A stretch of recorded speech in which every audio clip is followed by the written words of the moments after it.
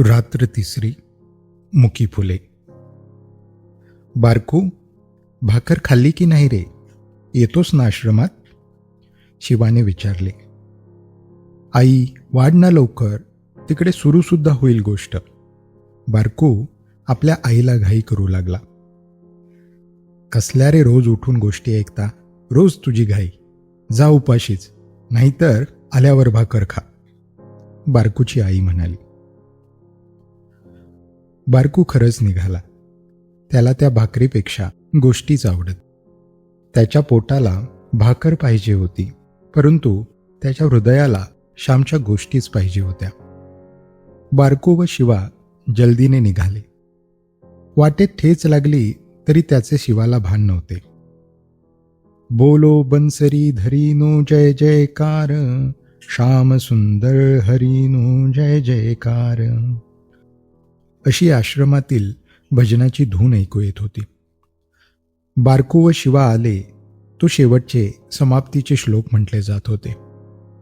अहिंसा सत्य स्तेय ब्रह्मचर्य असंग्रह, शरीर श्रम अस्वाद सर्वत्र भयवर्जनम, सर्वधर्मी समानत्व स्वदेशी स्पर्श भावना, ही एकादश सेवावे नम्रत्वे व्रतनिश्चये. श्यामने गोष्टी सुरुवात केली. आज मी फुलांची गोष्ट सांगणार आहे. लहानपणी मला फुलांचा फार नाद होता. फुलासारखी सुंदर व पवित्र वस्तू जगात कोणतीच नसेल. पृथ्वीवरच्या फुलांनी व आकाशातील ताऱ्यांनी माझ्या जीवनावर अनंत परिणाम केलेले आहेत. माझ्या वडिलांनाही फुलांचा फार नाद. पूजेला भरपूर फुले त्यांना पाहिजे असत. जास्वंद, कर्ण, गुलाब, रास्तुरा वगैरे नाना फुलझाडे शेतावर होती.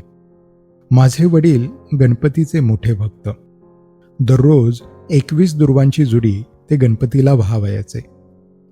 खुरटलेल्या वाळलेल्या दुर्वा त्यांनी कधी वाहिल्या नाहीत.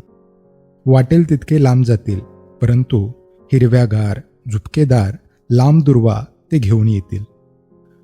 देवाला साधी दुर्वा वाहावयाची, ती तरी चांगली नको का, असे ते म्हणत.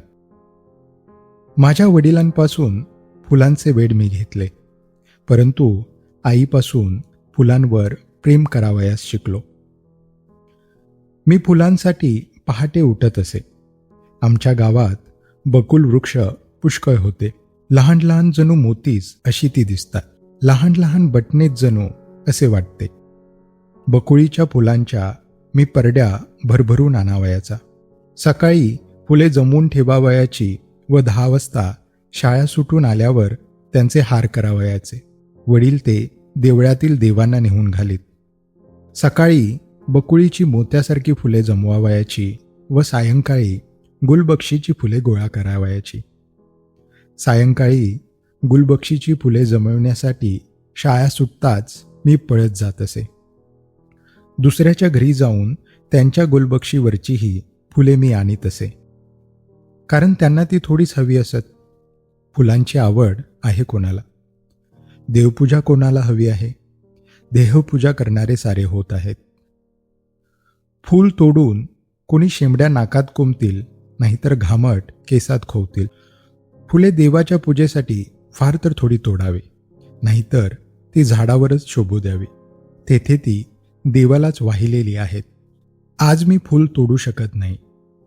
फूल म्हणजे परमेश्वराची रसमयी सौंदर्यमयी मूर्ती, असे मला वाटते.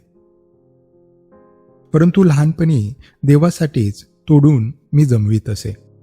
गुलबक्षीच्या फुलांसाठी मुलामुलांत भांडणे व्हावयाची. गुलबक्षीचे फूल फार सुंदर असते. फुलांचा देठ लांब, बारीक व कोवळा असतो. देठाच्या टोकाला बारीक मणी असतो. गुलबक्षीची फुले नाना रंगाची असतात. पिवळी, पितांबरी, लाल, पांढरी, शिटकावाची, कितीतरी प्रकार. गुलबक्षीचे काळी मणी फारच सुंदर दिसतात. माझी आई तुळशीच्या अंगणात बसून त्या फुलांच्या माळा करी. गुलबक्षीच्या फुलांची माळ फुलांचे देठ एकात एक गुंतवून करीतात. त्याला सुई दोरा लागत नाही. या माळांचेही अनेक प्रकार असतात. तोड्याची माळ, दुहेरी माळ. बायका निरनिराळ्या तऱ्हेने ती गुंफतात. त्या दिवशी रविवार होता. रोज शाळा सुटल्यावर सर्वजण फुले वेचावयास जात असो. पाटी दप्तर घरी ठेवून जो आधी पळत जाई त्याला अधिक फुले मिळत. परंतु रविवारी कोण जाईल याचा नेम नसे. त्याच्या आधीच्या रविवारी मला एकसुद्धा फूल बाकीच्या मुलांनी मिळू दिले नाही. म्हणून त्या दिवशी मी निश्चय केला की आज आपण सारी फुले आणावयाची. लवकर जाऊन कळ्याच तोडून आणावयाच्या असे मी ठरवले. गुलबक्षीची फुले 4 वाजल्यावर फुलू लागतात. सायंकाळी नीट फुलतात. फुले फुलू लागण्याच्या आधीच मी जावयाचे ठरविले. बाहेर ऊन होते तरी मी निघालो. एक फडके बरोबर घेतले होते. 3 वाजण्याचा सुमार असेल. आमच्या शेजारच्या धोंडोपंत मास्तरांच्या व गोविंद शास्त्र्यांच्या घरापाठीमागील गुलबक्षीच्या कळ्या मी तोडल्या. गुलबक्षीच्या न फुललेल्या कळ्यांना घुबे म्हणतात. ते सारे घुबे मी तोडून आणले. घरी आल्यावर मी एक ताम्हण घेतले व त्यात पाणी घालून कळ्या टाकून ठेवल्या. संध्याकाळी आई म्हणाली, आज फुले नाही का रे आणायला जात? मागच्या रविवारसारखा उशिरा गेलास तर एकसुद्धा नाही हो मिळणार. मग रडत बसशील. मायेला नाही तर नाही, पण दुपारतीला तरी 4 आणून ठेव. मी तर केव्हाच आणून ठेवली आहेत.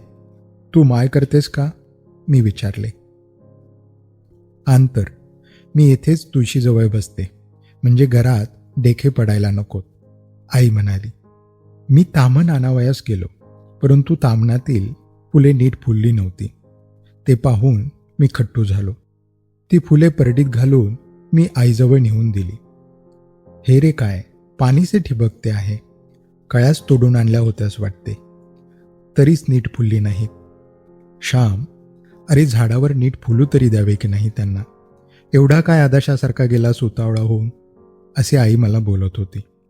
तोच शास्त्री बोवांकडची, धोंडोपंतांकडची, बन्या, बापू, बाबी सारी मुले आली. श्यामने तुमच्या सारी आणली हो फुले तोडून, आम्हाला एकही ठेवले नाही याने, बाबी म्हणाली. का रे श्याम, केव्हा चोरट्यासारखा जाऊन घेऊन आलास सारी फुले? बापू बोलला. चोरट्यासारखा? मी नेहमी नाही वाटते येत तुमच्याकडे फुले नेण्यासाठी, मी म्हटले. नेहमी आपण सारीजण बरोबर असतो, बन्या म्हणाला. तुम्ही मागच्या रविवारी मला उशीर झाला तेव्हा एक तरी फूल ठेवले होते का माझ्यासाठी? मी विचारले. पण मी माझ्या परडीतले देत नव्हते का? तूच फणकाऱ्याने निघून गेलास. मला का नाही थांबलात? बरे पाहून घेईन असे म्हणून तू गेलास. हा असा आज सूड घ्यावायचा होता वाटते, बाबी म्हणाली. माझी आई सारे ऐकून घेत होती. ती शांतपणे म्हणाली, बन्या, बापू, ही घ्या तुम्हाला फुले. पुन्हा नाही हो श्याम असे करणार. नाही ना रे श्याम, असे म्हणून आईने त्यांना फुले दिली. श्याम, येत जा हो रोज संध्याकाळी फुले वेचायला, नाहीतर राग धरावायचा असतो. का आत्ताच येतोस? आपण छप्पो पाणी, नाहीतर लक्षुबाई ताक दे, डेरा फुटला मडकं दे, तो खेळ खेळू, बन्या म्हणाला. माझी आई म्हणाली, आता उशीर झाला आहे, उद्या खेळा हो बन्या बापू. मुले गेली. माझे तोंड गोरेमोरे झाले होते. आई मला म्हणाली, श्याम, दुसऱ्याच्या घरची फुले त्यांना न सांगता सवरता आणू नये. त्यांना विचारून आणावी. आपण आधी गेलो तर त्यांना हाक मारावी. परंतु सर्वात वाईट गोष्ट म्हणजे अशी मुकी फुले तोडून आणणे. तू अधीर झालास, परंतु पदरात काही पडले नाही. फुलांना झाडावर नीट फुलू द्यावे. बाहेरच्या पाण्यात कळ्या किती वेळ टाकल्या तरी फुलत नाहीत. आईच्या दुधावर बाळ पोसते तसे बाहेरच्या दुधावर पोसत नाही. घरच्या साध्या अन्नाने जशी पुष्टी येते तशी खानावळीतील दुधातुपानेही येत नाही. झाडे म्हणजे फुलांच्या माता. झाडे कळ्यांना जीवनरस पाजित असतात, त्यांना फुलवितात. झाडाच्या मांडीवरच कळ्या चांगल्या फुलतात. फुले फुलली म्हणजे मग ती देवासाठी आणीत जा. आपल्या देवाला 2 कमी मिळाली तरी चालतील. बन्याच्या घरच्या देवांना मिळाली तरी ती देवांनाच ना. कोठे गेली तरी देवालाच मिळतील, आपल्या घरातील देवांना सारी फुले हवीत असे वाटू नये. ते देवाला आवडणार नाही. देवाच्या पूजेत सर्वांनी भाग घ्यावा. देवाला एक फूल मिळते तरी पुरे, परंतु नीट फुललेले वहा. गड्यांनो, अशा खुडून आणलेल्या मुक्या कळ्यांबद्दल मातेलाच वाईट वाटेल. आई आपल्या लहान मुलांना मांडीवर खेळवते, घरात वाढवते व मग त्यांना जगाच्या सेवेस देऊन टाकते. त्याप्रमाणेच फुलझाडे फुलांना वाढवतात, रसमय गंधमय करतात व विश्वंभराच्या पूजेस देण्यासाठी तयार असतात. अर्धवट खुडून आणलेल्या कळ्या नीट फुलत नाहीत. अर्धवट कामे नीट फुलत नाहीत, फळत नाहीत. जगात अर्धवट काही नको. जे कराल ते नीटनेटके, संपूर्ण, यथासांग करा. उशीर लागला तरी हरकत नाही. काहीतरी वेडेवाकडे करण्यापेक्षा न केलेले बरे.